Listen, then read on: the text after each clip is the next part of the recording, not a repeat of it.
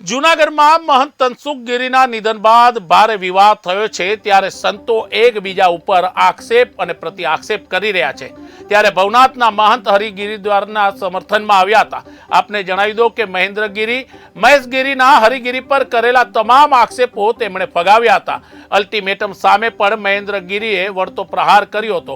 આપને જણાવી દે કે મહેન્દ્રગીરી હરિગીરીના શિષ્ય છે અને જૂનાગઢમાં ભવનાથના મહંત તનસુખ ગીરીના નિધન બાદ આ ગાદીને લઈને સાધુ સંતો વચ્ચેનો વિવાદ ચરમસીમાએ પહોંચ્યો છે।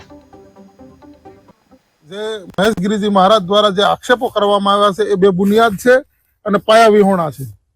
આ એક એવા સમર્થ અને સહજ સંત છે જેને પોતાનું જીવન સંપૂર્ણ સનાતન ધર્મને અખાડાને અર્પણ કરેલું। ભારત વર્ષની અંદર ભવનાથ જેવા હજારો મંદિરોનું સંચાલન એ કરી રહ્યા છે, આખા અખાડાનું સંચાલન કરી રહ્યા છે। જે માણસના વ્યક્તિત્વ ઉપર કાદવ ઉછાળવાનું અને ખોટું કાવતરું એ કરી રહ્યા છે, જે ખરેખર ખોટું એક સાધુને શોભે એવી આ વાત નથી અને ગુજરાતની ભોળી જનતાને એની આસ્થા સાથેનો ખિલવાડ છે। ભવનાથ અને ગિરનારને બદનામ કરવાનું ખૂબ મોટું આ કાવતરું છે, જેનું આ પ્રૂફ છે। જે ખોટા લેટરો લખી અને લોકો સમક્ષ મૂકી અને ભવનાથને હરિગીરીજી મહારાજને અને ભારતના પ્રતિષ્ઠિત લોકોને આ ખરેખર બદનામ કરવાનું કામ કરી રહ્યા છે, જે ખરેખર અનૈતિક કામ કહેવાય, જે ખરેખર ધર્મ વિરુદ્ધનું કામ છે અને લોકતંત્ર વિરુદ્ધનું કામ છે। આવું કામ એમને બિલકુલ ન કરવું જોઈએ।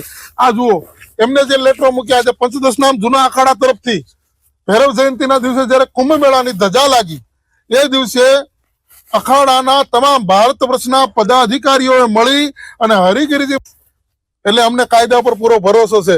અને આ કબજો કરવાની જે વાત છે તો સાહેબ દત્ત ચોકને ચાંદની ચોક નથી બનાવવાનો। આવી કોઈ કાયદાવારની વાત ન કરવી જોઈએ, જે લોકતંત્ર માટે બહુ ખરાબ બાબત છે। એક સાધુએ તો બિલકુલ નહીં કરવી જોઈએ આ પ્રકારની વાત, કબજાની વાત। અને છતાંય કબજો લેવા જાતી વખતે વચ્ચે મુચકુંદ આવે છે એ